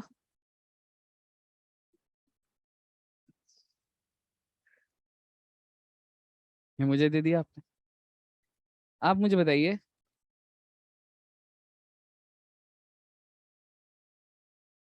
शॉपर स्टॉप ने कुछ बेच दिया है क्या? और इस 51,000 का मैं क्या ले सकता हूँ? शर्ट ले सकता हूँ, shirt, belt, T shirts, trousers, जो भी अवेलेबल है ले सकता हूँ। कह सकता हूँ सब पे कुछ कुछ पे अलग अलग रेट भी हो सकता है। तो जब आप शॉपर स्टॉप के काउंटर पे खड़े हो, जब आपने उसको 51,000 दिए, मैंने 51,000 का एक कार्ड वो होता है ना, उस पे रखते हैं, रिचार्ज हो जाता है 51 का, और मैंने आपको दे दिया, क्या सप्लाई हो गई है क्या? क्या मुझे पता लग गया है कि सौरभ सर क्या आके लेंगे? सप्लाई कब होगी बेटा? जब मैं जाऊंगा शॉपर स्टॉप और क्या करूंगा, उस वाउचर को रिडीम दी वाउचर। तब जाके शॉपर स्टॉप को पता लगेगा कि इन्होंने शर्ट, टी शर्ट जो जो खरीदा, तब उनको पता लगेगा। तो बेटा जीएसटी तो उन चीजों के ऊपर तभी पे करोगे ना आप, या पहली, अगर 1 महीना पहले आपने मुझे वाउचर दिया है, तो शॉपर स्टॉप सरकार को क्या बताएगा, किस कौन सा रेट लगाऊं मैं? तो आप समझ रहे हो, in time of supply in case of vouchers में मैंने क्या लिखा है, if supply is not identifiable at the time of issue of voucher. भाई साहब, जब शॉपर स्टॉप आपको इन इशू कर रहा है, उसे पता ही नहीं है वो क्या बेच रहा है, तो टाइम ऑफ सप्लाई किसकी निकालूं, कौन सी चीज की निकालूं time of supply? Goods identify तो होने चाहिए, समझ रहे हो? और अब अगर मैं आपको बोलूं, अगर सप्लाई आइडेंटिफिएबल होती तो, यानी कि आप शॉपर स्टॉप जाने की जगह किधर गए जहां पर एक ही चीज मिलती हो कुछ? मान लो आपने मुझे गीतांजलि सलून का, गीतांजलि सलून पता है बच्चों को? गीतांजलि सलून का भी वाउचर होता है, मतलब हेयर कट और सब चीजें हैं, ठीक है? तो यहाँ पर तो क्या सर्विसेज मिलेंगी, हेयर कट और यही है, तो मान लो इस पे एक ही रेट है। तो आप गीतांजलि सलून में आए हो, आपने 51,000 दिए, मुझे पता है कि आप जिस भी बंदे को ये वाउचर दोगे वो क्या कराएगा जी, हेयर कट। और अब ऐसा भी मान लो शॉपर स्टॉप ने बोला ये 51,000 में शर्ट ही मिलेगी, क्या शर्ट बिकी अभी मेरी? नहीं बिकी, लेकिन कह सकता हूं सप्लाई आइडेंटिफिएबल है कि शर्ट बिकेगी सर। क्लियर है? तो अगर तो सप्लाई आइडेंटिफिएबल है, तो क्या हो जाएगा, date of issue of. If I know आपने मुझे कुछ पैसा दिया और मुझे पता है हाँ भाई मैं तुम्हें मैंने तुम्हें इन फ्यूचर प्रोजेक्टर ही बेचना, तो टाइम ऑफ सप्लाई क्या हो जाएगा, इशू ऑफ। मेरा आपसे एक सवाल है, क्या मैंने बेच दिया आपको, तो कहीं ना कहीं ये एडवांस पेमेंट नहीं है, तो टाइम ऑफ सप्लाई होना चाहिए था। इन दिस केस क्या आपको ये दिख नहीं रहा, एडवांस पेमेंट है ये, वाउचर के process is advance payment only, but advance is not relevant. तो आपको आपके मॉड्यूल में ये बात मेंशन नहीं मिलेगी, पर गिरीश आहूजा सर की बुक में आपको क्या मिलेगा, चाहे सप्लाई आइडेंटिफिएबल हो या सप्लाई आइडेंटिफिएबल ना हो, क्या होना तो रिडेम्पशन नहीं चाहिए। समझ रहे हो मैंने क्या बोल दिया? क्योंकि इश्यू के टाइम पे जब तुम मुझे पैसा दे रहे हो, have I sold you something, so technically that's advance and time of supply is not on advance. समझ रहे हो? तो इस पर कंफ्यूजन है। आपका मॉड्यूल क्या स्टांस ले रहा है, जो आपको लेना है पेपर में भी, आपका मॉड्यूल बोल रहा है सप्लाई आइडेंटिफिएबल। आप शर्ट खरीदोगे, खरीदी नहीं है आपने, आप शर्ट खरीदोगे तो time of supply issue of voucher, supply not identifiable, redemption of voucher. मैंने कंफ्यूजन बता दी आपको वो, और उसमें यही है कि आपको कि कोई ऑथर कुछ बोलेगा, कोई कुछ बोलेगा, हमें कोई मतलब नहीं, हमें मॉड्यूल फॉलो करना है। देख, अगर आइडेंटिफिएबल है ही नहीं तो तू टाइम ऑफ सप्लाई किसका निकाल रहा है, गुड्स कुछ तो नाम होनी चाहिए ना कि तो वो एकदम परफेक्ट है, तो रिडेम्पशन। लेकिन आपको क्या करना है, if it is identifiable, issue of voucher. हालांकि ये अपने आप तुम्हारा अभी दिमाग नहीं चला था, जब तुम पढ़ लेते ना 2-3 बार तो चलता कि सर ये तो एडवांस हो गया, बट बेटा है तो है, ताकि आपको जब दिखे तो आप अब खुद से जज कर सको आंसर्स। क्लियर है सब? चलिए गुड। तो मैम ऑटोमेटिक सप्लाई हो जाती है ये इनवॉइस के चैप्टर में। हाँ,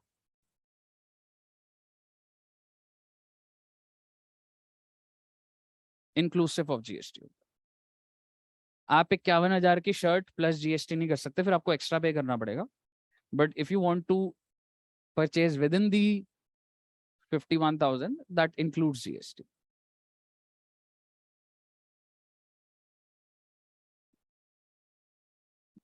बताइए, क्लियर है? गुड।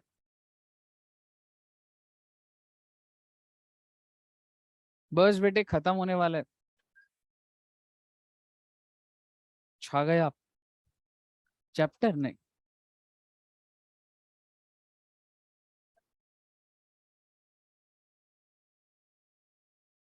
आज नमित नहीं आया?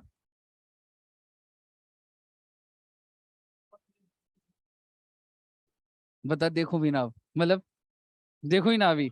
मैं इधर देख रहा हूँ, बच्चे बोले हमें मत देखो। नहीं, मैं देखा है, मैं कुछ नहीं बोला। मैं इसको भी देखा था, उमर को भी।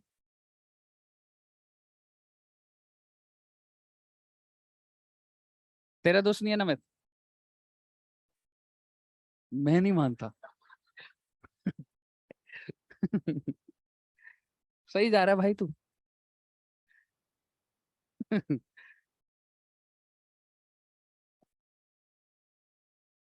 चलिए, कर लिया नोट? आयुष जी क्लियर है? अमित क्लियर है? पीछे क्लियर है madam? Aqib clear? Deven clear है? बस प्रदीप जी कहाँ फोन में देख रहा है यार? नोट्स वोट्स बना ले यार, थोड़े नोट्स बना ले भाई। लास्ट क्लास तक बना लिए नोट्स? बना लिए? दिखा दे नोट्स। लाया नहीं? लाया हुआ है? दिखा, भेज, रजिस्टर देना madam.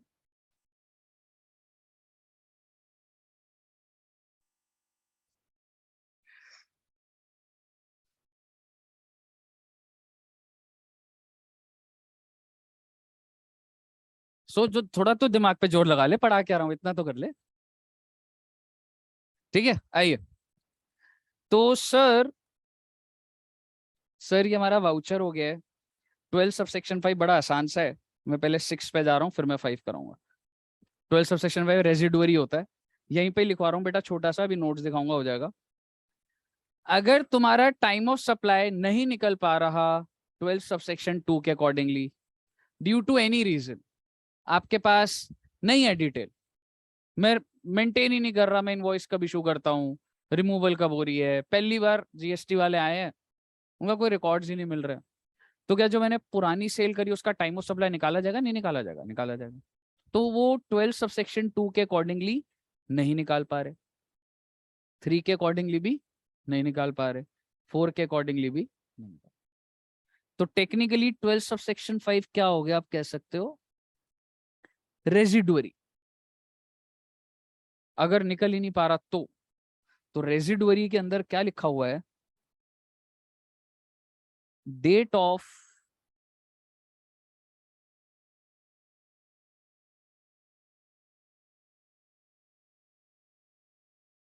Due date of return of GST. GST की जो भी ड्यू डेट है, ठीक है, वो आपका टाइम ऑफ सप्लाई हो जाएगा। सर ये क्या मतलब? वो थ्योरेटिकल पॉइंट है बेटा, पेपर में जस्ट ऐसी थ्योरेटिकली आ सकता है कि टाइम ऑफ सप्लाई नहीं निकल पा रहा, तो केस स्टडी बन सकती है, पूरी कहानी के अंदर सब दे दिया, लेकिन एंड में बोल दिया नहीं निकाल पा रहे। तो तुम्हारे दिमाग में आना चाहिए कि भाई रिटर्न क्या है जीएसटी की, वो हम बाद में देखेंगे, रिटर्न अलग से चैप्टर है। और अगर ये भी नहीं पता लग रहा, otherwise date of payment of चीज, तो रेजिडुअरी में इतना ही है।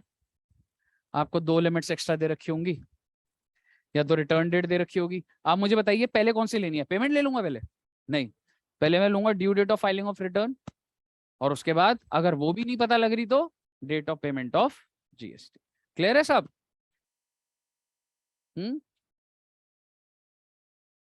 हाँ 20 तक, हाँ वही। ठीक है, आइए लास्ट, और हमारा बड़ा टेक्निकल है, वो बहुत ही एक्सेप्शनल केसेस में कुछ वो होगा कि जब भी ले रहे हैं हम अभी टाइम ऑफ सप्लाई मान लेते हैं, बस पता ही नहीं लग पा रहा, वो वाली चीज है। मेरे को कुछ हिंट्स लग रही हैं, क्या कह रहे हो? ड्यू डेट भी 20th होती है, रिटर्न की भी 20th होती है, और पेमेंट की डेट भी 20th ही होती है। हाँ, आप ऐसे कंक्लूड करके मत लिखना, आपको सिर्फ थ्योरेटिकली ये पॉइंट को लिखना होगा। क्लियर है? अदरवाइज का मतलब ये है कि देख, सपोज कर तेरा टाइम ऑफ सप्लाई नहीं निकल रहा, तो date of filing the return. अगर क्वेश्चन बोल दे रिटर्न की डेट भी नहीं पता लग रही कि कौन सा रिटर्न रेलेवेंट मानना चाहिए उसके लिए, तो तू क्या मानेगा? Date of payment of GST. Ma'am बहुत ही थ्योरेटिकल पॉइंट है ये, आप इसको इतना ही याद करके चलना आपको। कोई ऐसे कोई मेरे पास वो नहीं है कि उससे वरना फर्दर और सिचुएशन निकल सकती है, ऐसा कुछ नहीं। क्लियर है? रेजिडुअरी केस है, नहीं निकल रहा तो डेट ऑफ रिटर्न, और तो भी नहीं पता तो डेट ऑफ पेमेंट। क्लियर है साहब? 12 सबसेक्शन 6 लास्ट पॉइंट, और बहुत ही बढ़िया तरीके से तुम्हारे नोट्स बन गए वो सारे।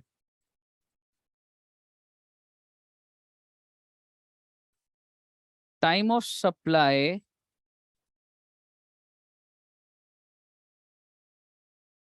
in case of interest,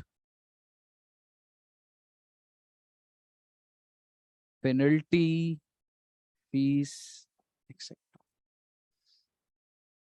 penalty या फीस आप निकाल रहे हैं इसका टाइम ऑफ सप्लाई। सर अगर मैंने तुम्हें एसी बेचा है, और अगर मैंने उधारी पे बेचा है, और अगर तुम लेट करते हो, तो क्या मैं तुमसे इंटरेस्ट ले सकता हूं? तो वो जो भी इंटरेस्ट होता था, क्या वो वैल्यू में ऐड होता था? होता था। अगर 30,000 का एसी है, और क्या मुझे इंटरेस्ट, मैं तुम्हें आज एसी बेच रहा हूं कितने रुपए का? 30,000 का। इस एसी का time of supply date of invoice, और इनवॉइस कब इशू करना है? अगर आज रिमूवल हो गई है तो इनवॉइस आज इशू करना। टाइम ऑफ सप्लाई 30,000 का आज। कब पेमेंट कर देनी है मैंने? 20 नवंबर को, अगले महीने। सही बोल रहा हूं? लेकिन जो इंटरेस्ट था, मैंने आपको 1 महीने की उधारी दी थी, 1 महीना बीत गया, मतलब now we are in the month of November, और 1 महीने की उधारी होने के बाद पर डे 1,000 रुपए लेता हूं। आपने 20 दिन का डिले कर दिया, लाइक 30 डेज तो निकल चुके हैं, 20 दिन और टोटल इंटरेस्ट, ये 20,000 का टाइम ऑफ सप्लाई क्या होगा? This 20,000 is added, it should be added in the value, वो कंक्लूडेड बात है। पर तू 30,000 का जो एसी था उस पर तो जीएसटी पे कर चुका है, पर ये जो 20,000 है इसका time of supply. Sir last day agency मिल जाएंगे सारे। Time of supply in case of interest is date of receipt of such interest।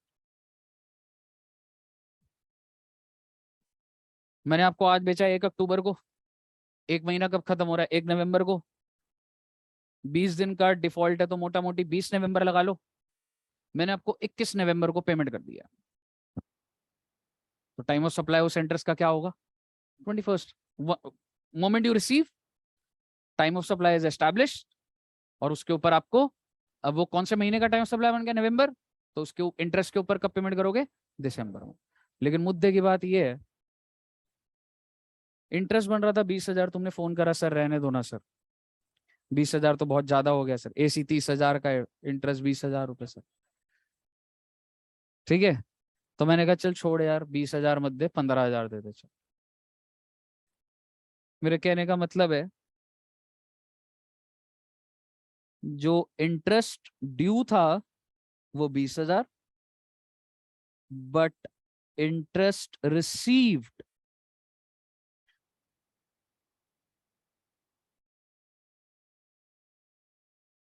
मैं थोड़ा वैल्यू ऑफ सप्लाई के अंदर भी घुस रहा हूं।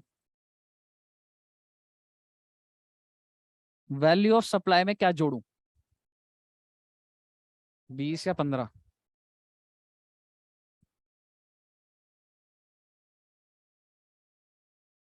ये चीज आपको वहां नहीं दिख रही थी, आपको वहां सिर्फ दिख रहा था what ever interest is to be included in the value, but whatever interest that you have received is included in the value. जब वो मिल जाएगा तब वैल्यू में ऐड हो जाएगा, तो मिला ही नहीं ना, कैश में ले लेगा तो बच गया फिर तो बस। वेवर वेव ऑफ कर दिया, 20,000 का ब्याज बनता है, 15,000 दे दो। तो आप मुझे बताइए time of supply, date of receipt of rupees,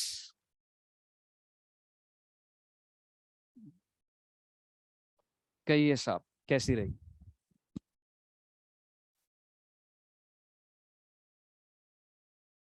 अब आपको केसेस और क्वेश्चंस दिखाने।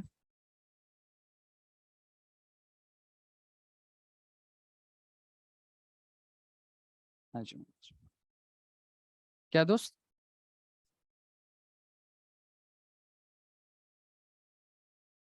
दो दस, हाँ क्या कह रहे हो? हाँ, क्योंकि वो तो मैं बेच दिया, बट मुझे नहीं पता ना जब मैंने बेचा तो दूसरा इंसान कितना डिले करेगा, तो इंटरेस्ट तो बाद में पता लगेगा, अलग होती। हाँ हाँ दोस्त, तू जो बोले यार आज मैं वो करूंगा, बता।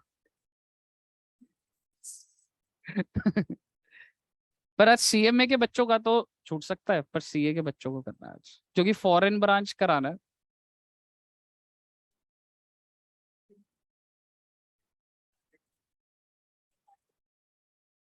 सीएमए सीएमए नहीं नहीं, दोनों बराबर है। अब इनके अब ऑनलाइन बंद हो गए, समोसे खिला दो।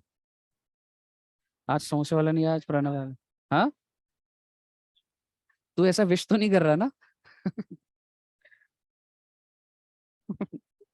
सारे तरीके लगा लो तुम, हाँ? अभी कर लो। कितना ख्याल रख रहे हो तुम मेरा, हाँ? बस खत्म है। अब मैं आपको ना स्क्रीन पे दिखाऊंगा, आप बोलोगे अरे सर, अगर ये नहीं दिखाना बेटा तो बोलोगे सर वो बात नहीं आई सर, वो मजा नहीं आया।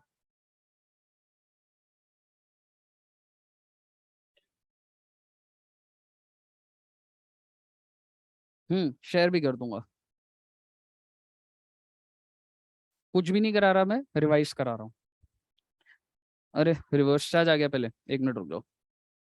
चलो रिवर्स चार्ज कर लेते हैं।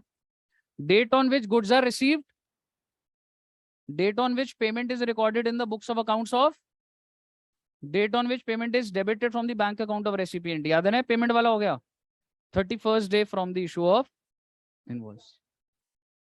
वो 30 डेज ही है, तुम 30 लिख देना, कभी ये 31st, वो उस इसको ना फिर वो उस दिन को ना गिन देते हैं वो, फिर वो उसको 31st बोल देते हैं, समझ रहे हो? हाँ ठीक है, तो कहीं पे भी 30 डेज भी लिखा होगा, कहीं 31st भी लिखा होगा, मैंने जो बताया वही कर लेना। तो फिर तो लगा दियो ना 31st।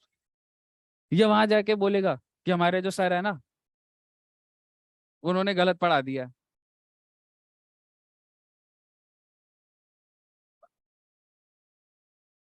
इंपॉर्टेंट बात, मैंने एक पॉइंट नहीं लिखवाया हुआ है, और आप ये लेके चलना, इट इज केपेबल कि उन्हीं पॉइंट्स पर ही आ जाए, 1-2 पॉइंट इसके अंदर आएंगे, उसके बाद आपका सारा डन है। आप कोशिश, ऐसी वो फ्लो में नहीं आ रहा होता उस टाइम, समझ रहे हो? आइए, if it is not possible to determine the time of supply through above parameters. बेटा मेरे को बताओ, मैं आरसीएम के अंदर ही बोल रहा हूं आपको, अगर टाइम ऑफ सप्लाई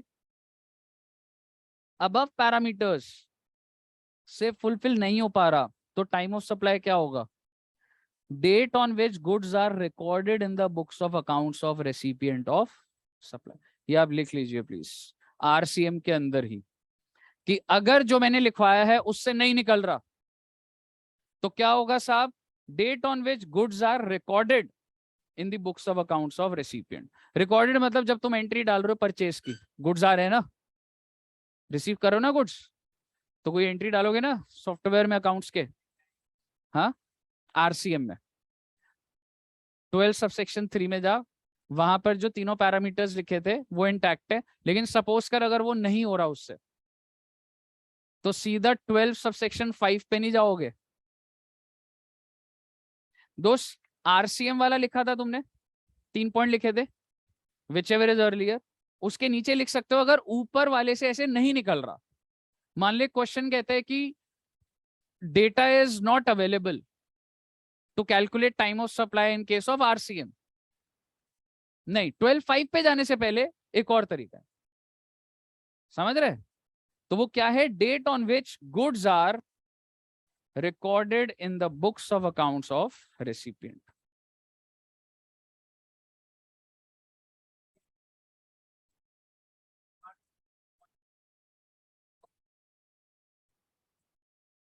एक चीज बताता हूं, ऐसा हो सकता है आरसीएम के केस में ना बताएं, कैसे पता लगेगा? तो मैं कराऊंगा ना। तो आप अभी जब प्रैक्टिस करोगे ना, हो सकता है आपको लिखा हुआ ना लिखे, लेकिन आपको दिखेगा वो एडवोकेट का बिजनेस होगा, ट्रांसपोर्टर का होगा, एलआईसी एजेंट, तो तुम समझ जाना कि हाँ यार ये इस पे लग रहा है, कर लेंगे उसको। हाँ जी, काफी पे होता है।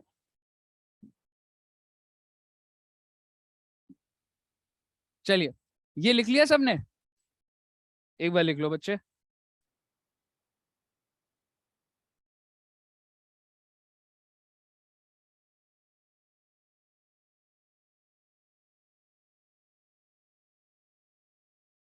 नेक्स्ट स्लाइड निकालूं?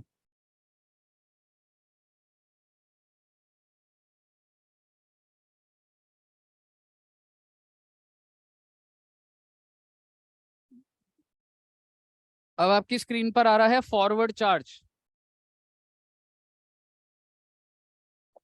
Date of issue of invoice,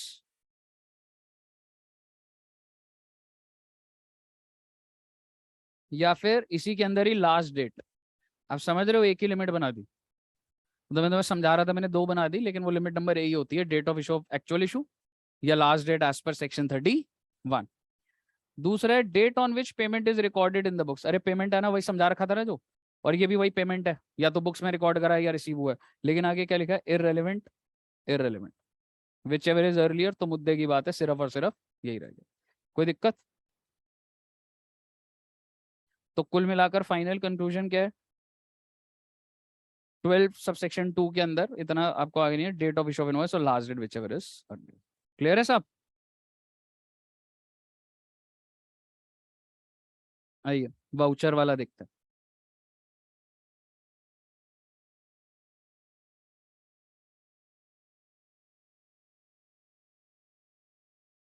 अगर सप्लाई,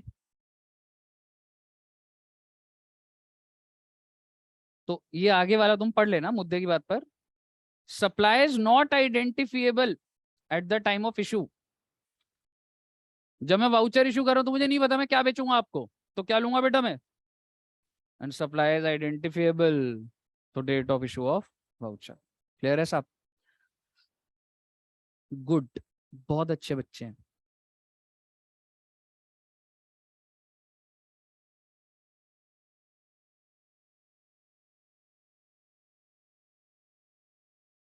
आओ साहब, ये कौन सा सेक्शन है बताओ? 12 sub section 5, 5 where periodic return is to be filed. तो क्या है जी? पहले क्या लगेगा? Date on which return is required to be filed. Required का मतलब होता है बेटा ड्यू डेट। और दूसरा अदर केसेस, तो पहले आपको रिटर्न का बोलना है और उसके बाद आपको अदर केसेस का बोलना। कही है साहब? कोई दिक्कत यहां तक?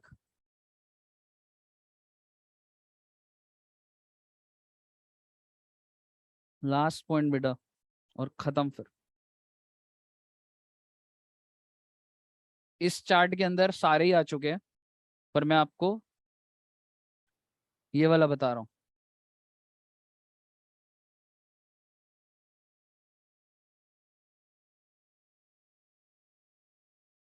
Addition in the value by way of interest, late fees, penalty for delayed payment of consideration for goods.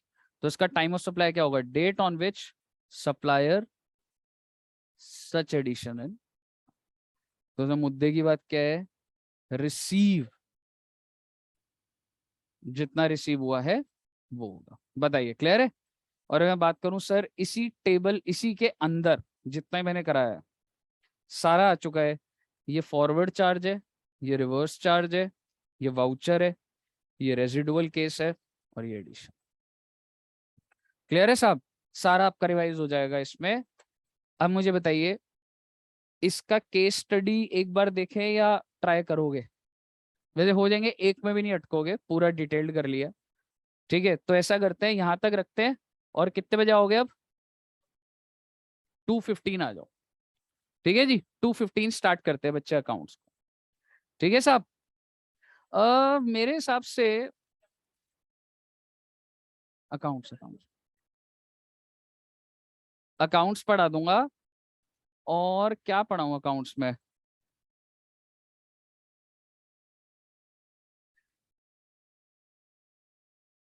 हाँ, अरे नहीं नहीं यार, ऐसे मत करो यार। हम्म, हम्म।